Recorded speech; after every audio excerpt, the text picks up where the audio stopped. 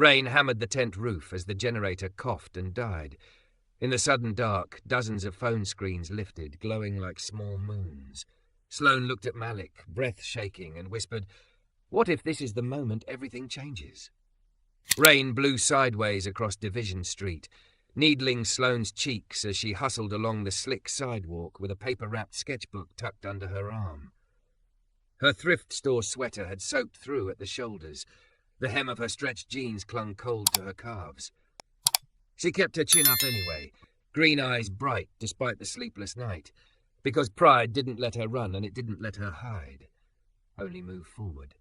The neon of Magnolia Diner threw a watery pink across the puddles, and when she pushed through the door, heat and the clang of plates rose around her like breath. "Back again, Whitaker?"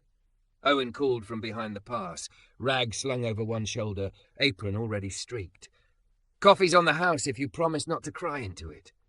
"I don't cry into good coffee," Sloane said, forcing a grin as she slid onto the last open stool at the counter.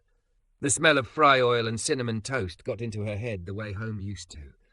She laid the sketchbook carefully on her lap so the rain wouldn't leak through the paper. Malik's reflection arrived first, broad shoulders cut in the warped chrome of the espresso machine, before the man himself stepped to the counter with that calm, unhurried walk of his. Black server t-shirt, sleeves hugging muscular forearms, deep walnut-brown skin still damp from hustling plates. His dark, soulful eyes found hers and softened, the way they always did, like he'd already assessed the storm outside and the one inside her and decided he wasn't afraid of either. "You look like trouble blew in, sat down and ordered extra pickles," he said, sliding a mug in front of her. Hot, sweet, a little mercy. She wrapped both hands around the cup, grateful for heat. "They posted the first Friday lineup for the gallery show," she said. 10 artists. I'm number 11 on a list of 10. His mouth twitched. "Renee curating that one?" "Who else?" Sloane blew on her coffee, then sipped. "She said it was close. Said she loves the rawness, the hunger in the lines. Said not yet." "Not yet isn't no," Malik said. "Feels like a velvet no." She set the cup down, swallowed the sting. "I needed it, Malik. The stipend would have covered 2 months of rent. Maybe 3 if I stretched the ramen." He leaned his elbows on the counter, closer, voice low so the lunchtime chatter swallowed their words. "Tell me what no makes you want to do." "Draw," she said, and the answer surprised a laugh out of her, small and true. "Draw until my hand cramps and the pencil is a stub." "Good." He slid a plate toward her, eggs scattered with scallions and a wedge of toast rich with butter. "Eat. Then you can tell me the part where you decide what happens next." The toast made her brave. "Next is the pop-up," she said. "Trey talked to the co-op on South First. They'll give us the sidewalk if we bring our own tables and don't fight the pigeons. I can frame the smaller pieces myself. He'll play during the dinner rush." Maybe people will stop." "They'll stop," Malik said simply. She nodded, staring down at her sketchbook, fingers tracing the soft spine. "And there's the day center. Renee suggested I hang a few pages by the printer, see what moves. Put your work where it breathes," she said. "I keep saying I'm not ready, but I think I'm tired of being careful." Malik's hand covered the corner of the book, warm and steady. He didn't push it open. He never took what she didn't offer. "You're ready," he said, and careful never saved anybody. A customer waved from a booth. He lifted a finger, 1 sec, and the man grinned like he'd been seen. That was Malik's trick, he noticed. He made people stand a little taller because someone was finally measuring them by something that mattered. "Shift ends in 20, he said, glancing back. "You free?" "Free as a stray dog," Sloane said. "Good. Walk me to Renewal House? I promised Pastor Cole I'd look at the pantry shelves. They wobble like a drunk zebra." He tilted his head. "Bring what you're afraid to show me." She swallowed, then nodded.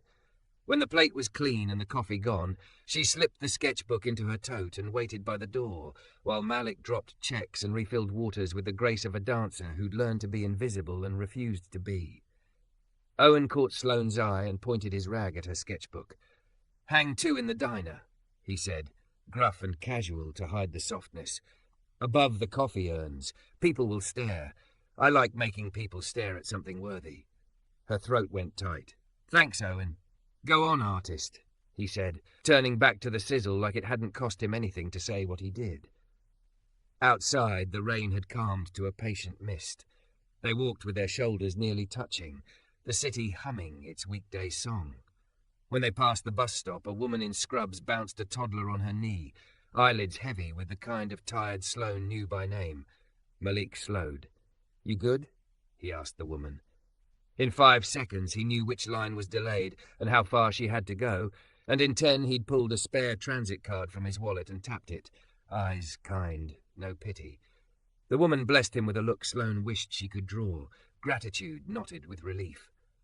"You do that a lot," Sloane said when they crossed, drizzle sparkling in Malik's close-cropped hair. "What?" "Check if people are okay," he shrugged. "Somebody did it for me once. Keeps the world from sliding off." Renewal House glowed like a small sun on a grey block.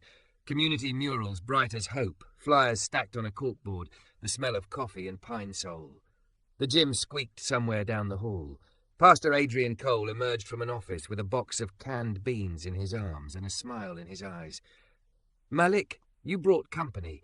Is this the artist who keeps slipping sketches under my door without a note?" Sloane flushed. Guilty.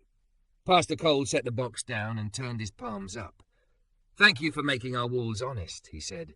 "You draw what hurts and what heals." She hugged her tote. "I draw what I wish I could say without shaking." "That works too," he said and winked. "Help me shame the wobble out of those shelves."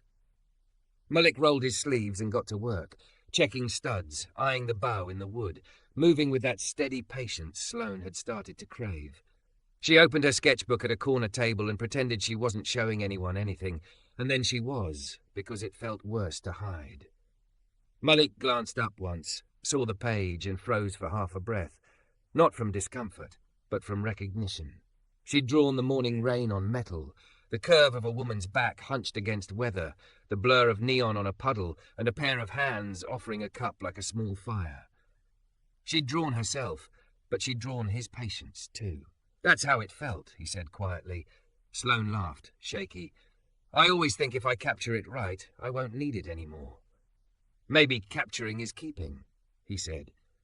By late afternoon, the pantry stood straight, and Pastor Cole handed them paper cups of coffee and a plate of store-bought cookies he pretended were gourmet. "We've got the day centre shift changing," he said, nodding toward the common room. "You want to hang a few pages before the commuters come through? People spend more time in front of the printer than you'd think." Sloane hesitated, then slid 3 sketches into plastic sleeves and pinned them along the wall. Rain on glass, a pair of sneakers by a cot, a little girl's hand clutching a crayon like a life raft. When the first woman stopped to look, shoulders lowering, Sloane's chest felt too small for her heart. On the sidewalk again, the drizzle had thinned to a faint silver. Traffic hissed the day toward evening.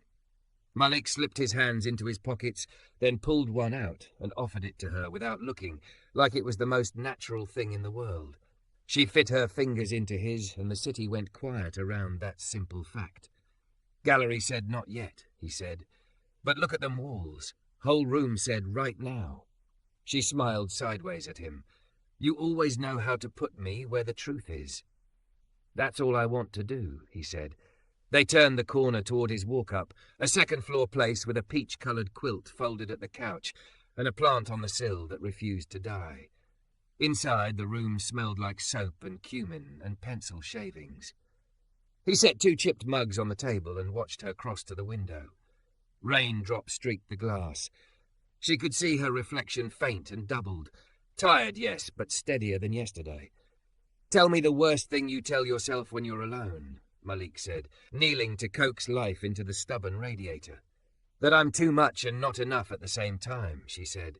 "Too loud for quiet people, too quiet for loud rooms, too curvy for the dresses at the thrift store, too small for the bravery I want." He stood and came closer, careful the way he always was with other people's breakable things. "Here's what I believe," he said. "You are exactly sized for the hallway you're walking down. The walls just have to move. Sometimes the walls feel like people." "They are," he said, wry. "But I've seen walls moved by a woman with a charcoal stick and guts." She looked at him until the words weren't just words. "Kiss me," she said, surprised she'd said it out loud, surprised she'd waited this long. He did. Unrushed, sure, his mouth warm and present, the kind of kiss that told the body it could stop bracing. When they drew apart, he rested his forehead against hers. "You good?" he asked. "Better than good," she said, hungry, terrified, alive. "Good," he said. "We can work with that." Her phone buzzed on the table. A message from an unknown number blinked on the screen. "Saw your sketches at the day centre. They made my chest hurt in a way I needed. I run the pop-up gallery on the white box space at South First. Can we talk about Saturday?" R. Park Sloane felt laughter bubble up, incredulous and relieved. "Renee," she said. She saw them. Malik's smile unfolded slow. "Right room, right time." She slipped the phone face down and slid her hands into his again. "I'm still scared," she said. "I know." He squeezed once. "I'm not." They stood there in the quiet, rain smoothing the edges of the city, two people whose edges fit, the kind of fit you only get when you don't sand them down first. And for the first time in a long time, Sloane didn't rehearse, didn't apologize, didn't shrink. She felt the hallway widen. She stepped forward. Sloane stared at the text until the letters fuzzed, then read it aloud anyway, as if saying it might make it vanish. "She wants to talk about Saturday." Malik grinned like dawn. "Then let's make Saturday show up with its hands open." They worked the week like a problem they respected. Mornings, Sloane sketched at the kitchen table with the peach quilt thrown over her lap, charcoal staining her fingers until she looked like she'd reached through soot to pull out something living. Afternoons she hit the thrift store for frames, solid wood with chipped corners, what she called honest bones, and scrubbed them in Malik's sink. Evenings they turned his living room into a frame shop, glass wiped, mats cut from leftover poster board, backing taped, wires twisted tight. Malik hummed under his breath, steady as a metronome, hands sure with pliers like they were just another kind of wrench. Trey showed up carrying his guitar and 3 battered milk crates he'd scavenged from behind the corner store. "For table legs," he said, eyes dancing. "We'll throw a door across them and call it a display." "You're a genius of trash," Sloane said, and he bowed like she'd knighted him. Renee called on Wednesday. Her voice was brisk but warm, like coffee in a white cup. "I meant what I texted," she said. "Saturday, 3 to 8. White box space at South First. You bring work, we bring eyes." "I don't have the right frames," Sloane blurted, stupidly honest. Renee laughed softly. "You have the right truth. The frames can get there later. One more thing. Price your work like you believe you deserve to take a bus without counting stops." "What does that even mean?" Sloane asked, high and helpless. "It means don't underprice to be liked," Renee said. "Let the neighborhood collect you before the tourists do. Are you ready?" "I'm scared," Sloane said. "Good," Renee said. "Means you're awake." Thursday, Owen pointed with his rag at the blank wall above the coffee urns. "You still owe me 2, he reminded, deadpan. They hung a pair, a crowded bus stop under a greenish street lamp, and a woman holding a folded paper like a passport she'd earned. The morning regulars studied them the way people look at weather they feel in their bones. A man with grease on his cuff walked up close enough that his breath fogged the glass. "That's my stop," he said, almost reverent. "I can smell it." When a teenager tugged his mother's sleeve and whispered, "She drew my shoes," Sloane had to pretend she was rubbing dust from her eyes. Malik stood behind the counter pouring refills, smiling into the steam like every yes in the world was just a matter of time.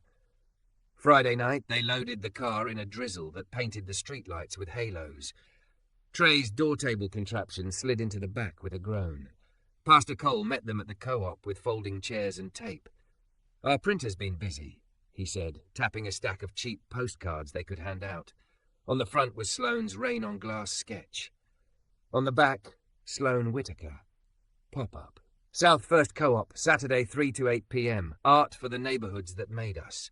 She touched the paper like it might be warm. They slept badly, both of them, the way you do when something good edges close. Sloane lay awake listening to the radiator tick, sentences writing themselves on the ceiling and disappearing before she could read them. At 10 to 7, she gave up, rolled toward Malik, and pressed her face into his shoulder. "If nobody comes, we're still okay," she said. "We'll be more than okay," he murmured. "We'll be honest." They were at the space by noon.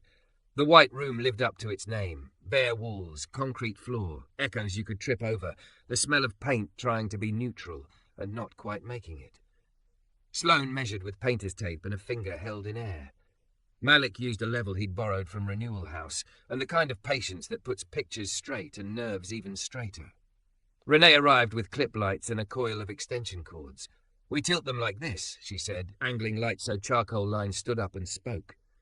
By 2:30, the wall had a spine. The bus stop, the crayon-clutching hand, the rain neon puddle, sneakers by a cot, a sketch of Malik's hands offering a cup, and, at Trey's insistence, one that made Sloane blush, her own reflection in a store window, hair pulled into a defiant knot, jaw set, eyes bright. "Put the self-portrait center," Trey said. "You're the story glue." "I am not," she muttered, and let him anyway. Trey tuned up by the door, cords falling into the street like coins. Renee chalked the sidewalk, art inside, no velvet ropes. Pastor Cole placed a donation jar by the postcards with a sign, "Help us print more. Kids draw free." On a whim, Malik set a little table with stubby pencils and scrap paper where children could draw while their parents looked.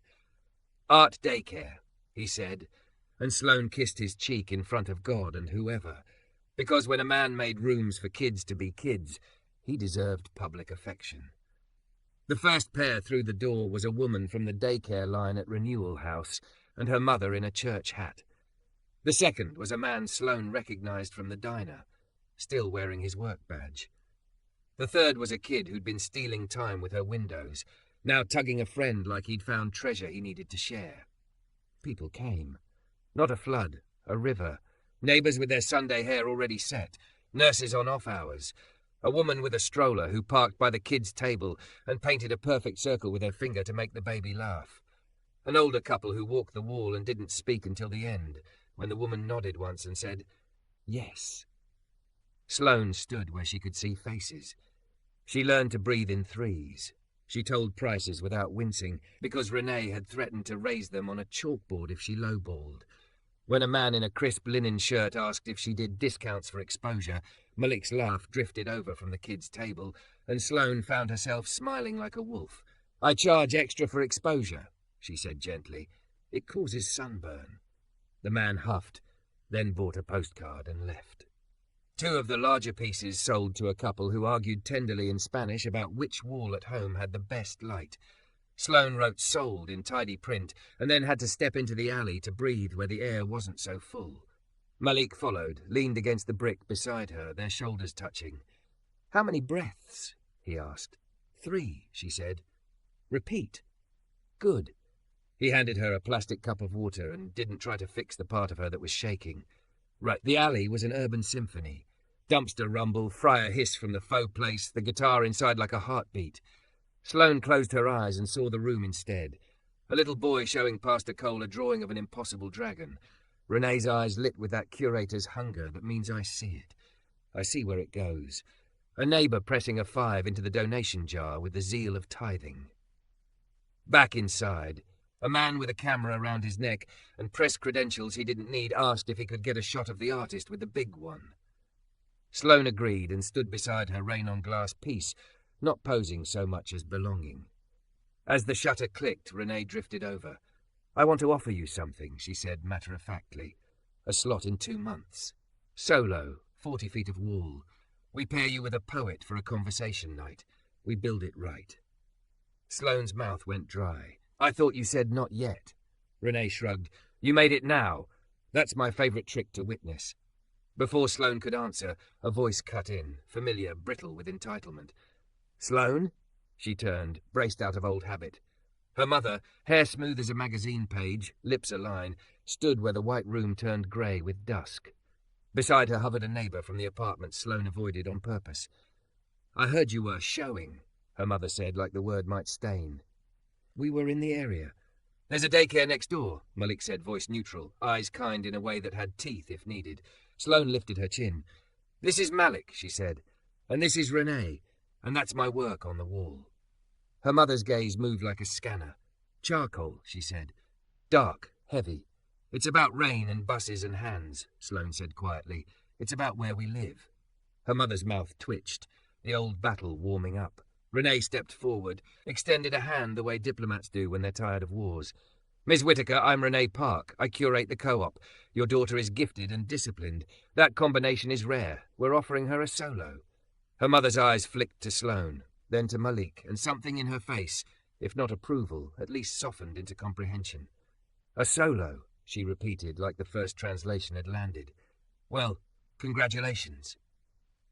Thank you, Sloane said, and let the words be a bridge instead of a dare. They lasted 7 awkward minutes, then left with a postcard and tight smiles. Sloane's hands only shook a little. Malik's palm found her back, a quiet anchor. As the light turned honey and Trey shifted into a softer run of chords, a little girl in a yellow dress tugged Sloane's sleeve. Can you draw me? The girl asked. But like a superhero, my nana says I am one. Sloane knelt. Do you know your powers? I can make people tell the truth, the girl said solemnly. Me too, Sloane whispered and set the charcoal to paper. When she finished, the girl threw her arms around Sloane's neck. Keep it, Sloane said. It's more true if it's with you. At 7:45, the room thinned. Renee counted the donation jar in the corner and blinked like she'd underestimated love. Papers on me next time, she said, and we'll need more pencils. Sloane carried the last frame out to the sidewalk just as the sky went that purple that neighborhoods remember. She looked up and down South First, the taqueria line, the barber shop still buzzing, kids chasing each other and tripping on their own laughter. She felt placed, not discovered, not rescued. Placed. Malik came to stand beside her and took her hand without ceremony. Look, he said. Across the street, in the faux shop window, was her bus stop piece, already hung crooked and brave. The owner waved at them, hand high, chin lifted like he dared anyone to tell him it didn't belong. Sloane laughed, the sound breaking into something like a sob and not caring. She rested her head on Malik's shoulder. 2 months, she said. 2 months, he echoed. She turned to him, storm and neon and a new steadiness flickering through her chest. Come with me into it? I'm already in it, he said. But yes. A text buzzed in her pocket. She pulled it out and read it twice. City Arts Council microgrant awarded. Pick up packet Monday. She handed the phone to Malik, breath gone for a beat. He kissed her hair and didn't say I told you so. He didn't have to.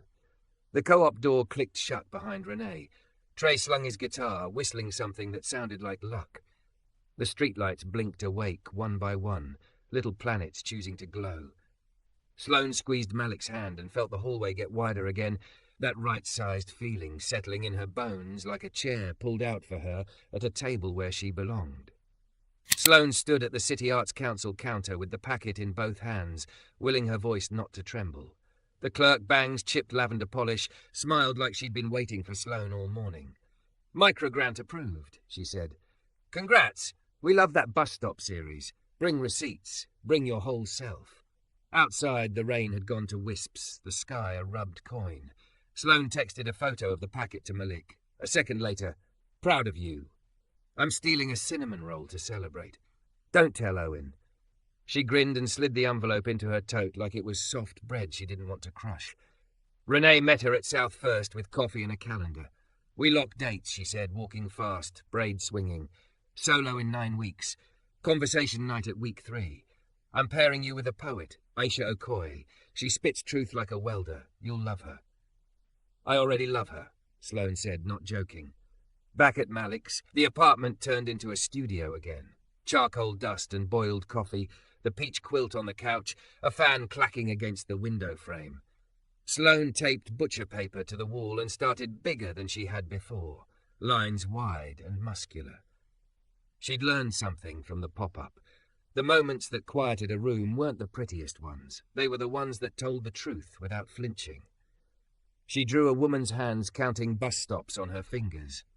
A courier standing in the elevator's blue light, a boy asleep on his mother's shoulder as neon washed their faces. In each, she threaded a single colour, sunflower yellow, the way hope sneaks into hard places. Afternoons she hunted frames with honest bones, as she and Trey called them. Evenings, Malik came home smelling like cumin and fry oil and laughter. He'd kiss the smudge on her cheek and say, "That's the look of work." He set up a card table for mounting and measured wire while humming the same little run of notes she now knew meant almost there. The rhythm of making together smoothed her edges. Fear still knocked, but it knocked on a door with a lock she now knew how to turn. One night, Renee called from a noisy room. "I want a piece that scares you," she said over clattering dishes. "Not gore, not shock. Truth that might cost you." Sloane stared at the blank paper like a dare. "I'm already drawing it," she said. It became the largest piece she'd ever attempted. A teenager and a uniform, not touching. The space between them crowded with everything unspoken. History, posture, misunderstanding, a city's raw nerves. No faces, just hands and angles and the heavy moonlit air. She titled it Distance and couldn't sleep after. Malik found her in the kitchen at 2 a.m., palms flat on the formica. "You want to talk about it?" he asked. "I want to not feel it," she said. He poured water and didn't pretend to fix what art refuses to be gentle about. "Come ride with me," he said, and they caught the midnight bus, sat knee to knee under a humming strip light, and let the city show them its second shift. Nurses with plastic lunchboxes, boys with headphones turned to armour, a grandma in a church hat riding home from the late bingo like a queen. Sloane sketched quick, small, messy. When they stepped off on division, the wind had shifted. She could breathe again. Her mother called Thursday. "Lunch?" she asked, tone like a contract. They met at a place Sloane couldn't afford on a good month. Water glasses shone. The server took their order like he was handling confessions. "I hear you're doing a show," her mother said, napkin folded into a ladder in her lap. "Midtown has galleries with climate control." "South First is climate," Sloane said. "It's my weather. You could make a life that isn't a struggle." Her mother said softly, as if volume could slip persuasion past Sloane's guard. "I can cover your rent for a year, or introduce you to someone who—" Sloane set down her fork. "I'm not a charity," she said, "and I don't need introductions that require me not to know who I am." Her mother's jaw twitched, pain or pride, Sloane couldn't tell. "You think I don't want that for you? A life that doesn't bruise?" "I think you taught me to stand upright," Sloane said. "This is what I look like when I do." They parted with a kiss that grazed hair instead of skin. In the elevator, Sloane pressed her forehead against cool brass and breathed until her ribs loosened. At the diner, Owen pointed with his chin to the wall over the coffee urns. Her two pieces had smudges on the glass from fingers. "You know what I like?" he said. "People look, then look again like the first look told them to sit down." "Renee wants a conversation night," Sloane said. "Poet named Aisha." "A poet," Owen said, pretending to scowl. "We'll need more pie." Malik snuck her a cinnamon roll anyway and told her about a line cook who'd left early to make his GED class. "We're going to throw him a graduation right by the grill," Malik said, eyes sparkling. "Trey can play pomp and circumstance like it owes him money." The week stretched, filled, tilted. Trey built 2 more tables out of trash and tenderness. Pastor Cole recruited teenagers to pass postcards in front of the bodega. A neighbor brought a stack of paper-wrapped mat board from my cousin's cousin who owed me $20 in 1999. Sloane cut and taped and pulled splinters from her fingers and felt a kind of fatigue she trusted. Then Renee's text pinged at 6:07 a.m. "We have a problem. Call when you're up." Sloane called immediately. Renee's voice had lost its coffee. "The building owner is getting heat from a donor," she said. "They saw a photo of Distance on our IG. They think it's incendiary. They're threatening to pull funding from the whole co-op if we hang it." Sloane stared at the smudged window as if the right sentence might be written there. "So we take it down and hang something nice?" she said, acid rising. "We do not," Renee said. "We change the room or we change the power. You're cool, but I won't let them ampute your show to save face." Sloane found herself smiling without joy. "Street show?" she asked. "Street show," Renee said, relief and mischief braided together. "We hang the whole wall on the outside and let the neighborhood decide if it belongs." When she hung up, her phone buzzed again. "City Arts Council. Your microgrant is under review due to content concerns raised by external stakeholders. We will update you within 14 business days." Her stomach dropped through the floor. She stood very still. Then she walked to the diner. Malik read both messages and shrugged like a building shrugging off wind. "We've got clamps, twine, and clip lights," he said. "We've got 100 eyes that already said yes. We've got Trey with a door on milk crates and Pastor Cole with folding chairs. We're going to be fine." "I could lose the grant," she said. "You could keep your soul," he said. That afternoon, they drove to Oak Cliff to meet Nana Thompson. The apartment smelled like flour and old records. Nana wore a house dress printed with lemons and a look that took no nonsense. "So you're Sloane," she said, pulling Sloane into an embrace that rearranged her bones. "I've been waiting to meet the girl who put my boy's shoulders down from his ears." Sloane laughed into Nana's neck. "I brought you trouble," she said. "You brought me Saturday," Nana said. She handed Sloane a stack of grease-softened recipe cards, handwriting slanted and decisive. On top, peach quilt cobbler. In the margin, a note, "Trust your nose." "That one works for art too," Nana said, tapping the words. "You smell when it's right, even if the recipe thinks it's not." Nana insisted on feeding them, a skillet of onions and peppers and something that made Sloane want to move into the kitchen forever. Over plates, Sloane told the story of distance, of donors and doors, of weathering a no with her feet still under her. Nana listened the way Malik did, with her whole face. "Baby," she said at last, pointing her fork for emphasis, "if truth costs you, you're paying retail. That's fine. Some things you don't want wholesale. Now eat." On the drive back, Malik squeezed Sloane's knee at a red light. "We'll build it on the sidewalk," he said. "Let the wind sign the bottom." They got to the co-op just as the sky went leaden. Trey was there already, chalking a rectangle on the exterior brick. Renee had a coil of extension cords and a look that could talk down a storm. Pastor Cole set out chairs under a borrowed pop-up tent. Kids ran circles with stubby pencils and faces striped with ice pop syrup. They were testing clip lights when the first fat drops hit. A gust slammed the tent sideways. The power across the block hiccuped and went out. The faux shop, the barber, the co-op, all swallowed by a soft early dark. Someone down the street whooped like a pirate. The rain became a curtain. Renee cursed. "We need light," she said. "We need permission, apparently, and we need your mother not to show up with a cease and desist letter." "We have candles," Trey said, triumphant, hauling a milk crate of mismatched stubs like he'd robbed a chapel. Pastor Cole produced a battered generator from his trunk, patted it like a dog. "She's loud but faithful," he said. In the flicker, the chalk rectangle on the wall glowed like a door drawn on a cave. Malik touched Sloane's elbow. "You good?" "I'm terrified," she said, "and I think I'm okay with that." Footsteps splashed up the sidewalk. A silhouette paused in the watery streetlight, then stepped into the tent, hair frizzing, coat dark with rain. Sloane's breath caught. Her mother held a cardboard box, corners bowed, tape yellow with time. She set it on the door table like an offering and pushed wet hair behind her ear. "I went looking for the family sewing kit," she said, voice rougher than Sloane had ever heard it. "Found these instead." She opened the flap. Inside lay old sketchbooks, spiral-bound, dog-eared, full of the girl who had drawn in the back seat with window light and a stubborn jaw. Her mother swallowed. "I kept them," she said. "I don't know why. Maybe I do." Rain hammered the tent roof. The generator coughed, then caught. Clip lights flickered back to life. On the white brick, the chalk rectangle brightened. Her mother looked from the box to the wall to Sloane. "Where do you want them?" she asked, a question and a surrender in one, for your first real show. "Up there," Sloane said, tapping the chalk rectangle. "Center line, eye height. If the wind takes it, we let the wind edit." Her mother lifted a brow. Rain beads jeweled her hair, and reached into the box for a dog-eared sketchbook. "You always insisted on center," she murmured, half a tease, half an apology, for every time she tried to tilt Sloane away from herself. They worked. Renee clipped the new pieces on the brick with metal jaws that bit and held. Trey fed extension cords into the generator's growl.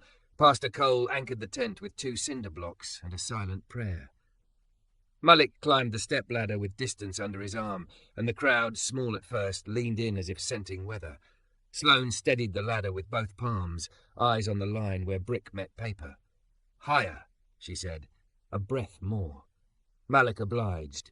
The rain eased as if the piece itself told the clouds to hush.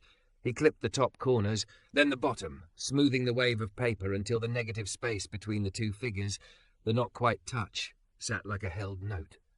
The block fell quiet. Traffic noise dulled to a far hum. Someone's phone stopped chiming. Even the generator seemed to lower its voice. An older man in a barber's apron stood with his hands loosely knotted. A nurse with her ID badge flipped backward, put 2 fingers to her lips. A boy in an oversized hoodie stared like he'd been waiting for a picture to give his chest room. No one clapped. It would have been like applauding a storm. Then Trey, unable to stand silence too long, brushed his strings once. The chord didn't break the spell. It placed it. "Welcome," Renee said, pitching her voice so it rang under the tent and into the street. "The gallery is wherever we need it to be." She handed Sloane a roll of painter's tape, and they started hanging the old work, the backseat sketches from the box her mother had saved. Buses drawn in cramped light, a lady in a church hat, a hand as careful as a prayer around a paper cup. They made a timeline without labels. Sloane's mother kept pace, passing pages with an efficiency born from lives spent keeping things neat. Every so often she brushed a fingertip over a line, as if testing for pulse. "Why did you keep these?" Sloane asked, voice low. Her mother kept her gaze on the wall. "I don't know," she said, then surrendered. "I think I liked the way your lines told me what I was afraid to say." "Me too," Sloane said, and the sentence landed where it needed to. The neighborhood arrived. A teenager with a skateboard tucked under his arm. A teacher with ink on her fingers. A woman in scrubs pushing a stroller, the baby's socks gone missing, toes pink as shrimp. The faux shop owner brought out a tray of tiny steaming cups, like he couldn't stop feeding people when a story was being told. Owen appeared with a bakery box, pretended he'd been passing by, and shoved it into Malik's hands. "If someone tries to sell you exposure, throw a cinnamon roll at them," he said. "It leaves a mark and feeds the pigeons." At the kids' table, a little girl in a yellow dress, the truth-telling superhero, drew a bus that sprouted wings. "It goes over the traffic," she explained, "for emergencies." Pastor Cole nodded like she'd solved municipal planning. Aisha arrived in a raincoat the colour of rust. She shook off water, hugged Renee, and took in the wall with a tilted head. When her gaze found distance, she stopped. "All right," she said softly, as if the piece had said something to her first. "All right." "Do you want a mic?" Renee asked. "I want their ears," Aisha said, and stepped forward. She didn't perform so much as midwife, what was already pushing to be born. "Between hands," she began, voice low, vowels warm. "There is a street named Not Yet. On that street we keep tripping over history because nobody painted the curb. We built a city on the word sir, said with teeth clenched. We learned to love each other across a table made of don'ts." The poem wound like a long river, then narrowed to a bright channel. "This is what it looks like to hold breath and offer it back. This is what it looks like to say I see you without asking for a parade. This is distance. This is the room between us. This is how we furnish it." When she finished, no one clapped then either. People breathed out like they'd been keeping air for later and forgot to use it. Across the street, blue strobes flickered, an unhurried patrol car easing by. It slowed at the corner. An officer in the passenger seat leaned to look. He was young, or he looked it. His gaze rested on distance, moved to the children colouring, to the generator, to a grandmother steadying herself on a folding chair. He lifted his hand in a small nod, not permission, not blessing, but acknowledgement, and the car rolled on. Sloane felt Malik's hand find her back. "That okay?" he asked. "Yes," she said. "That was okay?" The crowd thickened. Someone pinned a square of paper beside distance. "Tell us your bus story." A dozen pens appeared, then more paper torn from the kids' stack. "Line 12 smells like rain even in August. The driver calls me miss and I forget I am. When the doors close, I breathe different. I met my husband on the 5. He was reading upside down. The wall became layered, charcoal and chalk, memory and current. Sloane's phone buzzed. She glanced. City Arts Council. Same cold wording, still reviewing. 14 business days. The email might as well have been written by a calculator. She slipped the phone away and looked up and saw a woman in a navy blazer standing at the edge of the light, hair pulled tight, sensible shoes wet at the toe. The woman watched the wall like she was listening for her name. When she caught Sloane's eye, she raised a hand. "Council," she mouthed, tapping her chest. "Hi," Sloane said, stepping over cords. I know," the woman said, half-smile, human leaking through official. "I'm supposed to assess risk. I came to assess care." She nodded toward distance. "That's complicated in the way we ask artists not to be, so our grants don't get emails." She took a breath. "Looks like you made a classroom. Or a living room," Sloane said. "Either way, my supervisor can come see for herself," the woman said. I'll write what I saw. Which is? Sloane asked, tasting hope like metal. People doing the hard work without a fire alarm, the woman said, and 2 extension cords that probably aren't up to code, but I'm off duty. She smiled, quick and conspiratorial. Don't print that. Thunder muttered low. The tent snapped, rope creaking. A gust hit the line of clipped pages. One old sketch, backseat drawing of a woman's hands ringing, ripped free.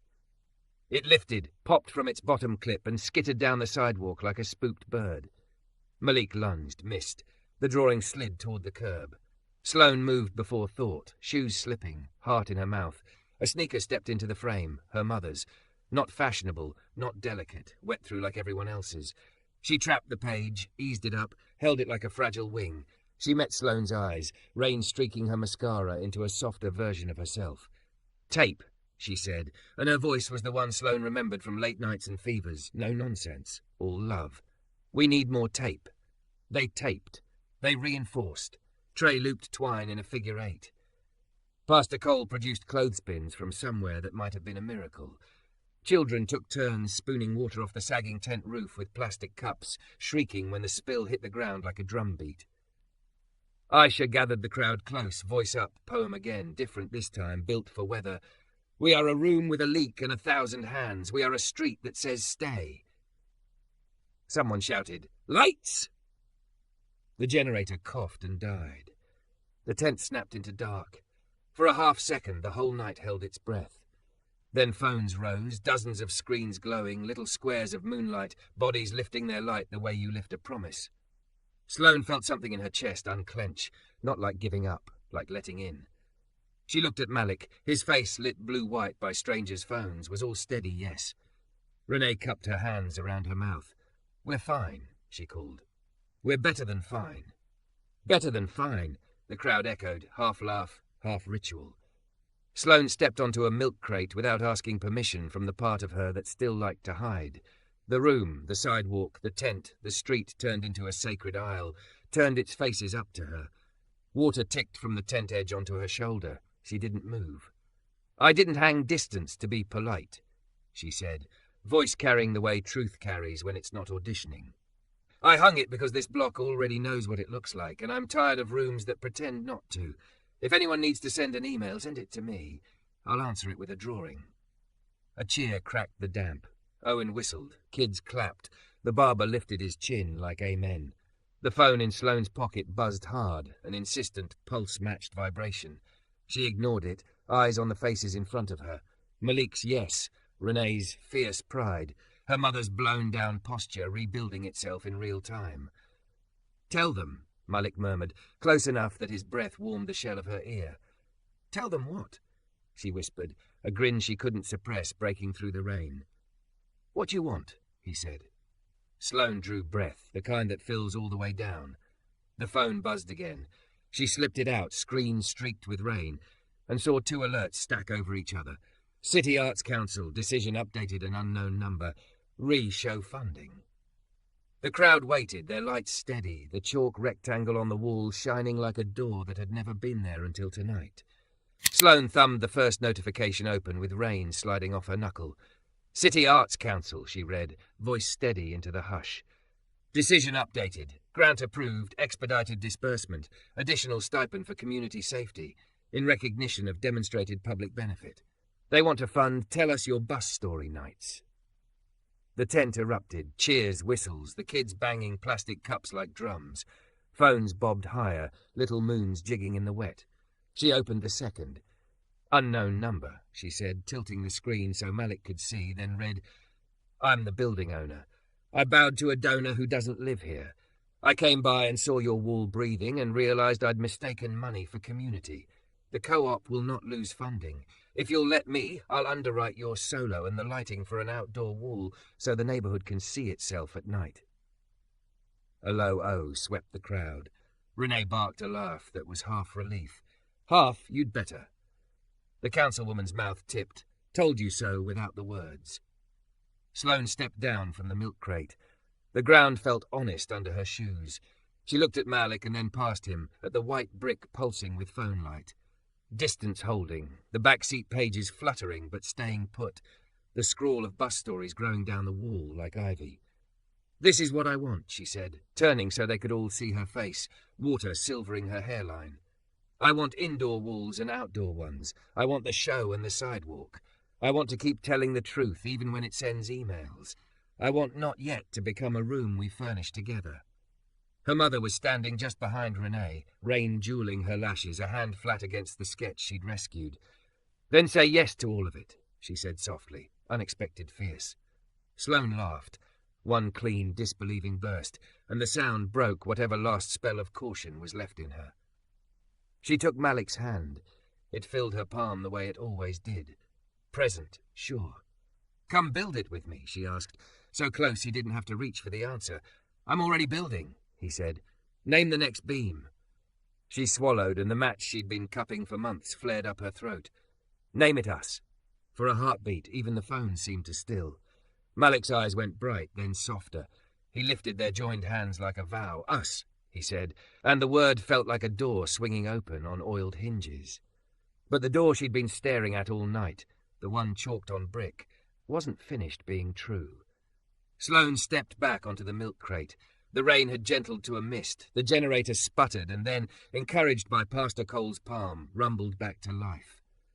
Clip lights sprang awake and the phones lowered one by one, light settling where it belonged.